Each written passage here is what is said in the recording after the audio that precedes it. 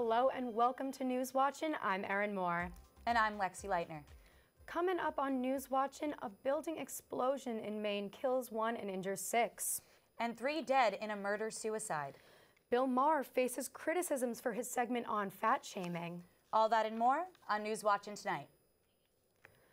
A building explosion occurred in Farmington, Maine this past Monday, taking the life of a firefighter and leaving 6 injured. The Administrative Building for Life Enrichment Advancing People, otherwise known as LEAP, was a center that helped disabled and disadvantaged adults. Among those injured were 4 firefighters, a LEAP maintenance worker, and a North Star ambulance employee. LEAP released the statement, quote, "Our hearts go out to anyone injured or impacted today." And last week, a tragic murder-suicide occurred in Northridge, California. Deputy City Attorney Eric Lertzman shot his wife and son, and then himself. He also shot at his daughter, who escaped through the bathroom window and ran to the neighbor for help. The neighbor called the police after going back to the crime scene and received no response from the members in the house. Counseling and support will be provided for the members of the LA City Attorney. Well, Bill Maher is facing criticism after comments he made on his show Real Time with Bill Maher. Maher made the statement, "Fat shaming doesn't need to end, it needs to make a comeback." Celebrities are responding to Maher with their personal struggles with their weight and the ways fat shaming has affected their lives. One of the celebrity responses gaining the most traction is fellow late night host James Corden. He stated, quote, "Let's be honest, fat shaming is just bullying." Corden warns Maher and others to be careful of the effect and power of their words. And the World Championships for track and field are set to take place in less than 2 weeks in Qatar, but there is a running investigation about the Russian doping program. The World Anti-Doping Agency is unlikely to finish the investigation by the World Championships.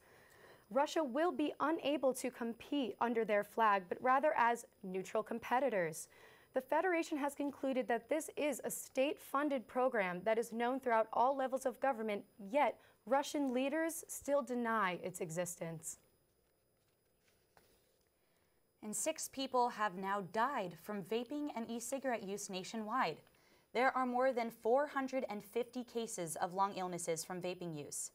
18-year-old Seema Herman, who was in a medically induced coma in the hospital from vaping, wants to tell people to not vape. She wrote, "I want to start a no vaping campaign," while in the hospital and unable to speak. She wants to share her story and save people's lives. And singer Sam Smith, who came out as non-binary earlier this year, announced that their gender pronouns are they, them. Smith has publicly talked about their curiosity with sexuality and gender. Their decision to use they, them pronouns makes them the latest celebrity in a long line of mainstream actors and writers who have done the same. Smith is embracing themselves for who they are as someone in the public eye. And Vivian Lord, a 6-year-old from Arkansas, was looking through her box of Army men and realized she didn't see one that looked like her. This inspired her to write to BMC Toys and ask, quote, "Why do you not make girl Army men?" The company was so moved by the letter that BMC plans to release 4 different poses of female captains by December 2020.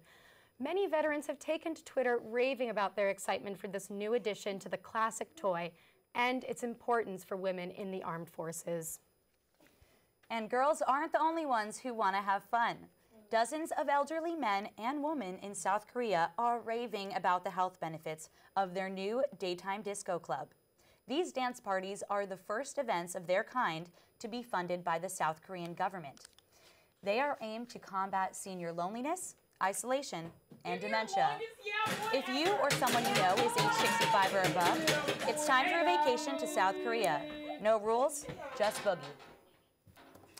Well, I think, Erin, that it is time to take that vacation to South Korea. I mean, I know that I want to go, but you said that we have to be 65 or older. You sure I can't get in? I'm 21, like... That's true, but I don't think our fake IDs will cut it for this one.